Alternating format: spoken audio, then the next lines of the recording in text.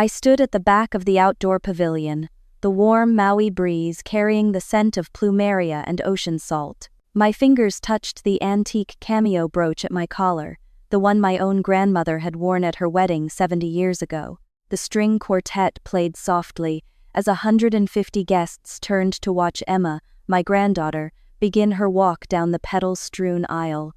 She looked radiant in ivory lace, her dark hair swept up with tiny white orchids, just like her mother had planned for her own wedding before the accident took her from us. Next to me stood a woman Emma had never met, a woman whose presence would shatter everything my granddaughter thought she knew about this day. "Grandma, what are you doing here?" Emma's voice cut through the music when she saw me. Her eyes darted to the woman beside me, confusion flooding her face. "Who is that? You're supposed to be in the front row." I smiled, though my heart was breaking. "Emma, sweetheart, I'd like you to meet someone. This is Sarah. She drove all the way from Austin with her 2 children." I paused, letting the words settle. "Sarah is Ryan's wife." The color drained from Emma's face, white as the dress she wore. But to understand how we arrived at this moment, how a grandmother who sold her family home to give her only grandchild a dream wedding ended up destroying that very wedding, I need to start from the beginning. 6 months earlier, Emma had burst into my little rental apartment, the one I'd moved into after putting my house on the market. She was glowing, practically vibrating with excitement. "Grandma! Grandma!" She threw her arms around me. "He proposed! Ryan proposed!" I held her tight, breathing in the jasmine scent of her perfume, the same one her mother used to wear. Emma was 26 now, but in my arms, she was still the devastated 10-year-old who'd clung to me at her parents' funeral, whispering, "Don't leave me too, Grandma. Please don't leave." "Oh, honey, I'm so happy for you." And I was. Emma had been alone for so long after losing her parents in that car accident. Sure, she'd had me, but a grieving 66-year-old teacher wasn't the same as having your mom and dad. I'd done my best to fill that void, raising her through middle school, high school, putting her through college. She was my whole world. "Tell me everything," I said, wiping happy tears from my eyes. Emma showed me the ring, a princess-cut diamond that caught the afternoon light. He took me to that restaurant overlooking the bay, the one Mom used to love. "Grandma, it was perfect." "He's perfect?" Ryan. She'd been dating him for 8 months, had met him on one of those dating apps. He was 31, told us he ran a consulting business that took him all over the country. That's why Emma had only been to his place a handful of times, why he was often unavailable, why I'd only met him twice myself. He was charming those 2 times, I'll give him that. Tall, well-dressed, said all the right things. Called me ma'am and pulled out chairs and complimented my cooking, but something about his smile never quite reached his eyes. "When's the wedding?" I asked, pushing those doubts aside. Emma was happy, that's what mattered. "That's the thing, Grandma." Emma sat down, taking my hands. "Ryan wants to do a destination wedding. In Maui. He has business contacts there who can get us an amazing venue. It would be next June, at this gorgeous pavilion right on the beach." "That sounds beautiful, sweetheart." "It does, but," she bit her lip, "it's expensive. Really expensive. The venue alone is $30,000, and with flights for guests, accommodations, the whole week-long celebration Ryan wants." "Grandma, I know this is a lot to ask, but you're the only family I have left. Dad's brother hasn't spoken to us since the funeral, and Mom's parents passed before I was born. I don't have anyone else." The weight of being someone's only person settled on my shoulders again, familiar and heavy. "How much are we talking about, Emma?" $80,000. She said it quietly, almost ashamed. "I have 15 saved up from work, and Ryan says he can contribute 25, but we're still 40,000 short. I know it's asking too much. I know you're retired and living on your pension now, but I'm selling the house," I interrupted. Emma's eyes widened. "What?" "I put it on the market last week. Too many stairs for these old knees, too many memories in every room. Your grandfather built that porch swing. Your mother took her first steps in that kitchen. You learned to ride a bike in that driveway." I squeezed her hands. But it's just a house, Emma. You're my family. And if I can use that money to give you the wedding your mother never got to have, to see you start your life with someone who loves you, then selling it is worth every penny." She started crying then, telling me I was the best grandmother in the world, that she didn't deserve me, that she'd make me so proud. I held her and thought about her mother, my daughter Jennifer, who I'd promised as she lay dying in that hospital bed that I'd take care of her baby girl, that I'd protect her always. The house sold faster than expected. $400,000 of equity, after a lifetime of mortgage payments. I put half in a safe retirement account and set aside $40,000 for Emma's wedding. When I handed her the check 2 weeks later, her hands were shaking. "Grandma, I can't believe you're doing this." "Believe it, sweetheart. You're all I have left of Jennifer. I want you to have every happiness." The wedding planning consumed the next 4 months. Emma would come over with fabric swatches and menu options, bubbling with excitement about the flower arrangements and the 3-tier mango cake Ryan had insisted on. She'd call me from dress appointments, send me pictures of bridesmaid dresses in seafoam green, but I started noticing things. Small things at first, like how Emma never mentioned meeting Ryan's family. When I asked about it in month 2, she got vague. "Oh, Ryan's not close with his parents. They're very traditional, didn't approve of him leaving his hometown. He hasn't talked to them in years." "What about siblings? Cousins? Old friends?" "He's kind of a private person, Grandma. He says the wedding is about our future, not his past." Red flag number 1, though I tried to ignore it. Red flag number 2 came when I asked about the guest list. We were having tea at my kitchen table, and Emma was addressing invitations. "So we'll have about 150 guests total," she said. 80 from my side, 70 from Ryan's business associates." "Business associates?" I set down my teacup. "Not friends? Not family?" "Well, like I said, he's estranged from his family. And his work is his life. These people are like family to him." 70 business associates for a 31-year-old consultant seemed excessive, but again, I pushed the doubt down. Maybe I was being paranoid. Maybe I was just a worried grandmother who couldn't accept that her baby was grown up and starting her own life. Red flag number 3 arrived on a Tuesday in April, 3 months before the wedding. Emma had left her laptop at my apartment after we'd been looking at honeymoon destinations. Her email was still open when I went to close it, and I saw a message notification pop up. I shouldn't have looked, I know that. But the sender's name caught my eye.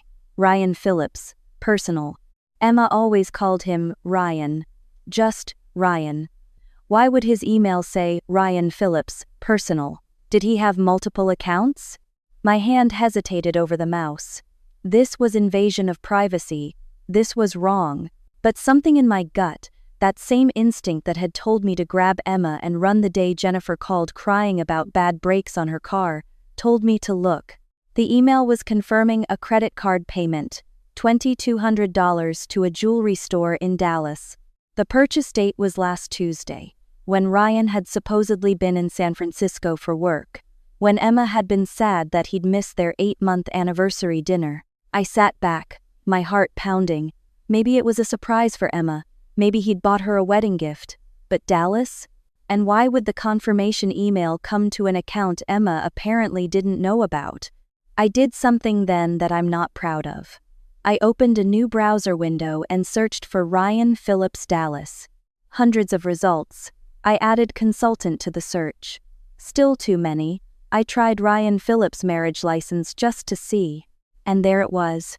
A marriage license filed in Travis County, Texas. Ryan James Phillips, age 31, married to Sarah Michelle Phillips, age 29. Marriage date, 4 years ago. My hands started shaking so badly I had to set down the laptop. No, this couldn't be right. It had to be a different Ryan Phillips. Common name, probably dozens of them. But I looked up the address listed on the license. It pulled up a modest 2-story house in a suburb of Austin. Street view showed a woman's minivan in the driveway, a swing set in the backyard. I spent the next hour on social media, my arthritis making my fingers clumsy on the keys. Sarah Phillips, Austin, Texas.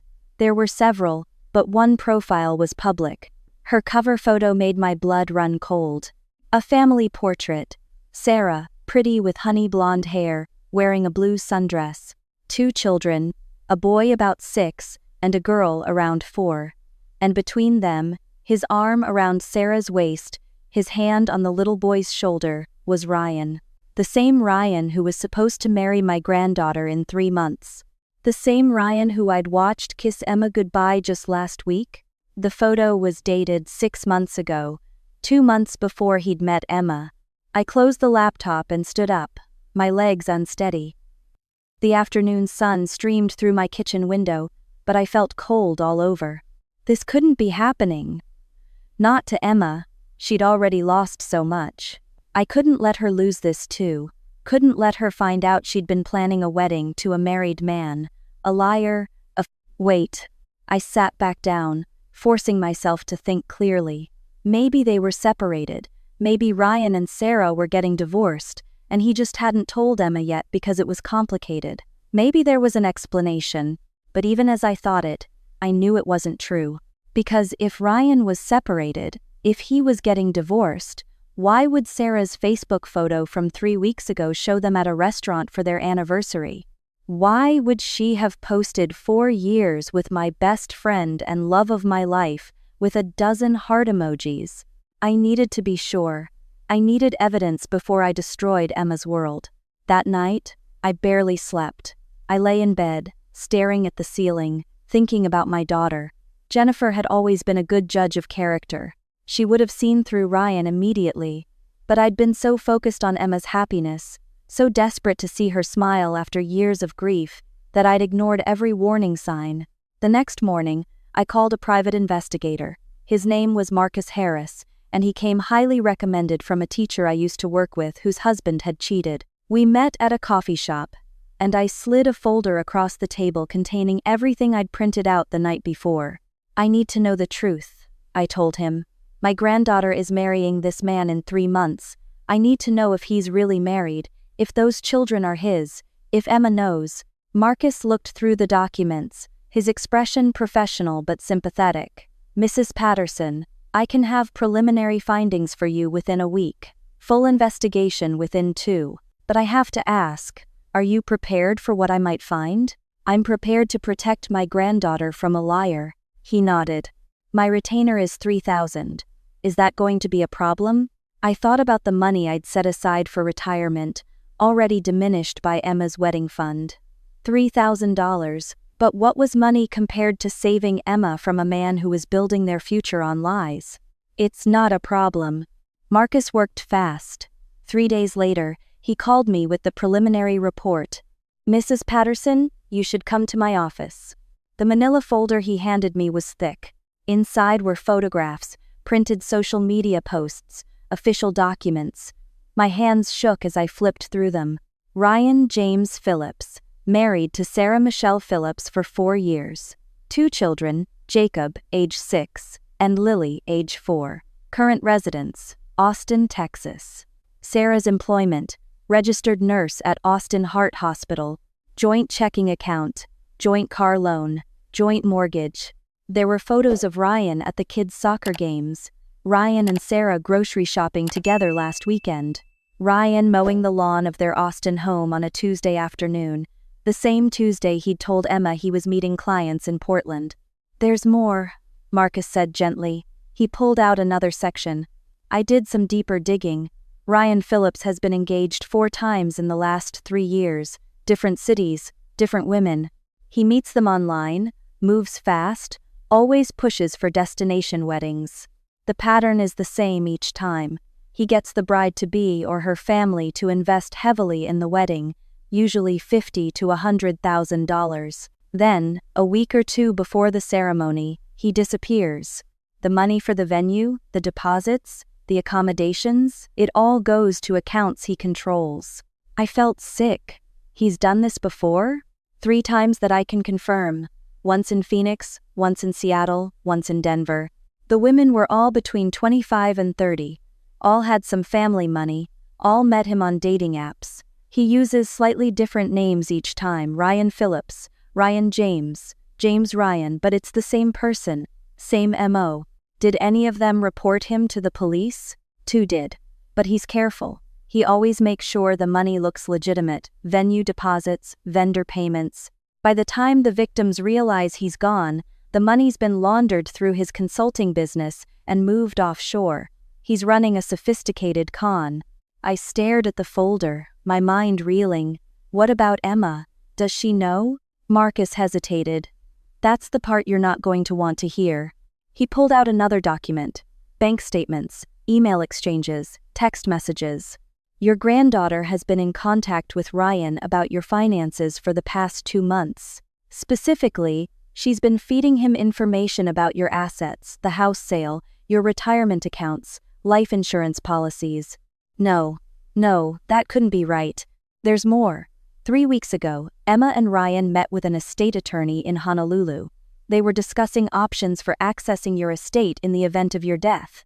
Emma asked specific questions about how to contest a will, about probate timelines, about whether a grandmother's debt to a grandchild could be enforced posthumously. The coffee shop seemed to tilt around me. Emma wouldn't, she's my granddaughter. I raised her. I'm sorry, Mrs. Patterson. Marcus's voice was kind. The evidence suggests she's been complicit in the con from the beginning. Not his wife, not the bigamy, I don't think she knows about that. But the financial exploitation? She's been helping him plan it. I made him go through everything twice, 3 times. The bank statements showing Emma had withdrawn $20,000 from the account I'd set up for her college fund, money her parents had left her, gone, transferred to an account in Ryan's name. The texts between them discussing how to convince me to put Emma on my life insurance policy. The email where Emma asked Ryan if they really had to go through with the wedding charade or if there was a faster way. His response: "Patience, babe. Your grandma's sitting on $400K. The wedding keeps her invested, emotionally and financially. Once we're married, we'll have legal claims. And if anything happens to her before then, well, you're her only heir. Either way, we win." I sat in that office for 2 hours, reading and rereading, hoping I'd misunderstood. But there was no misunderstanding. The granddaughter I'd raised, the little girl I'd rocked to sleep after nightmares about her parents, the young woman I'd sacrificed my home for, she'd been planning to rob me. No, worse than rob me.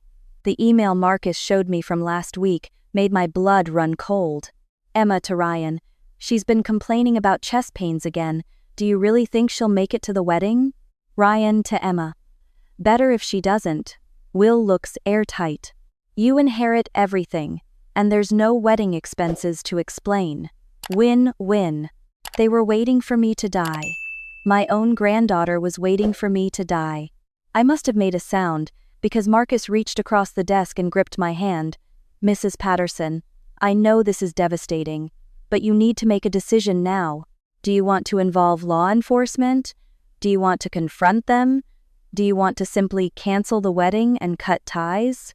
I looked down at the cameo brooch I was wearing, the one my grandmother had given me. She'd lived through the Depression, raised 4 kids alone after her husband died in the war, worked as a seamstress until her fingers bled to keep food on the table.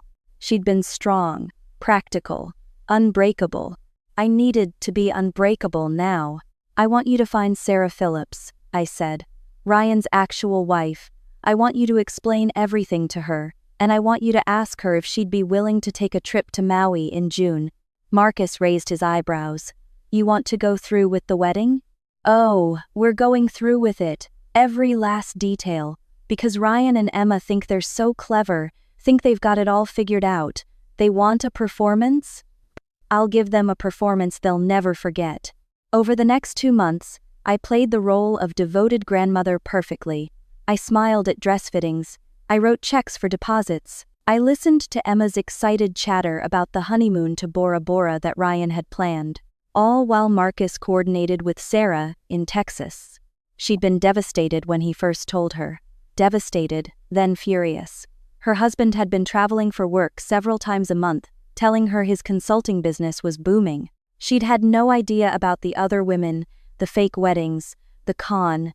I want him to pay, she told me over a video call, her 2 children asleep in the background. Not just Ryan. Your granddaughter too, if she's really in on it. They don't get to destroy families and walk away. I helped her file for divorce quietly, helped her document everything for the police, and I bought her and her children plane tickets to Maui. The morning of the wedding, Emma came to my hotel room to help me get ready. She looked beautiful, radiant, talking a mile a minute about the ceremony, about how perfect everything was going to be.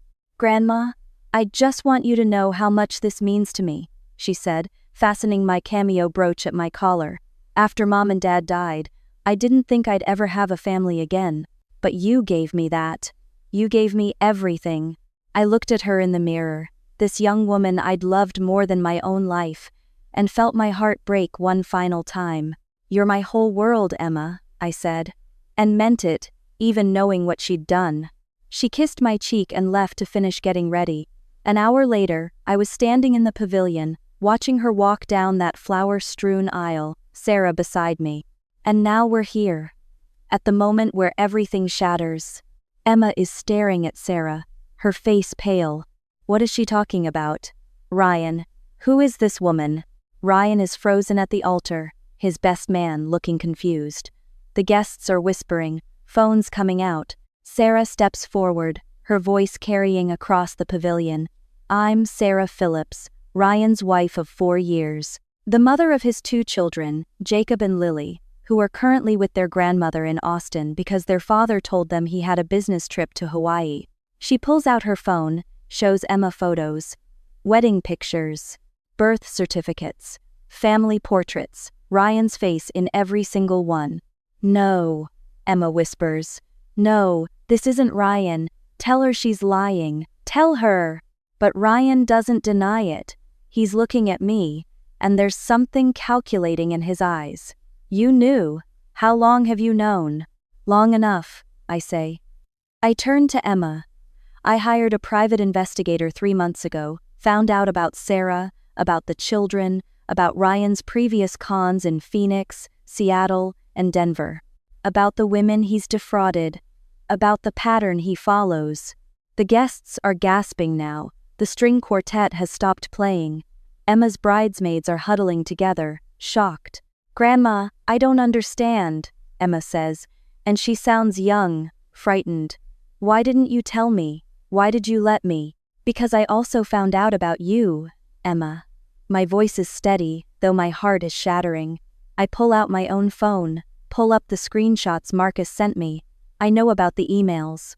The ones where you and Ryan discussed my finances, where you asked him if we really had to go through with the wedding charade or if there was a faster way to access my money.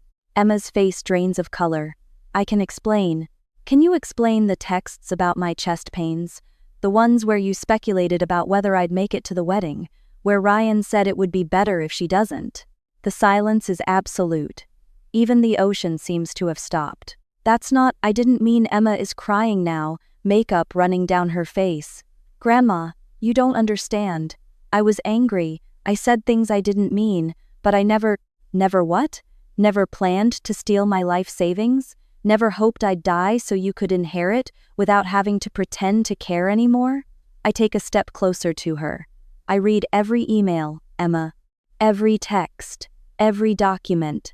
Marcus Harris found it all. Ryan makes a move like he's going to run, but 2 men in suits step out from the back of the pavilion. FBI agents, arranged by Sarah's divorce attorney. "Ryan James Phillips, you're under arrest for wire fraud, bigamy, and conspiracy to commit financial exploitation of an elder." The next 20 minutes are chaos. Ryan being handcuffed and read his rights, Emma collapsing into her bridesmaid's arms, sobbing, guests demanding to know what's happening, Sarah standing quietly to the side, watching her husband being taken away, her expression a mixture of relief and grief.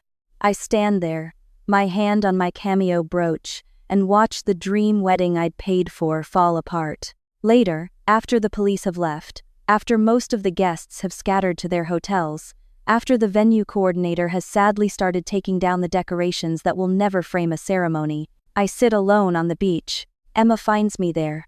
She sits down beside me, her wedding dress ruined by sand and tears. For a long moment, neither of us speaks. "Were you ever going to go through with it?" I finally ask. "The wedding?" "Yes," she whispers. "At least, I thought I was.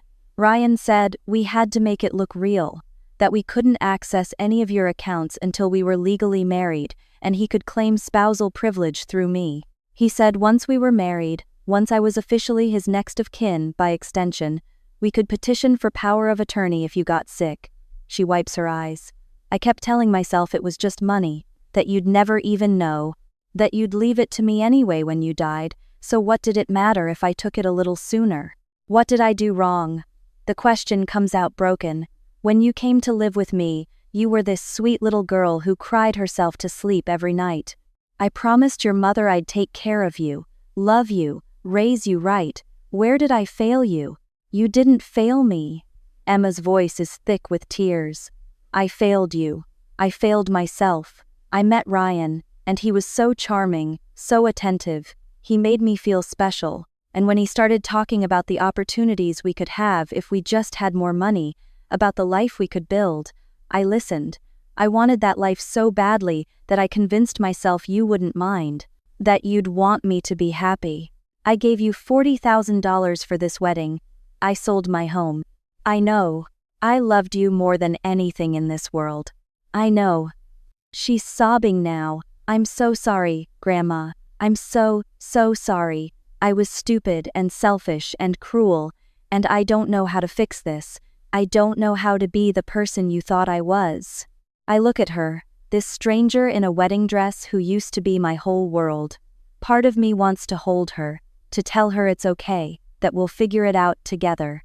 That's the part that raised her, that braided her hair for school, that stayed up all night when she had the flu.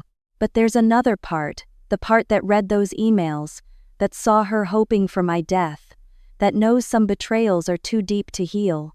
"You need to leave, Emma." "What?" "You need to leave Maui. Tonight.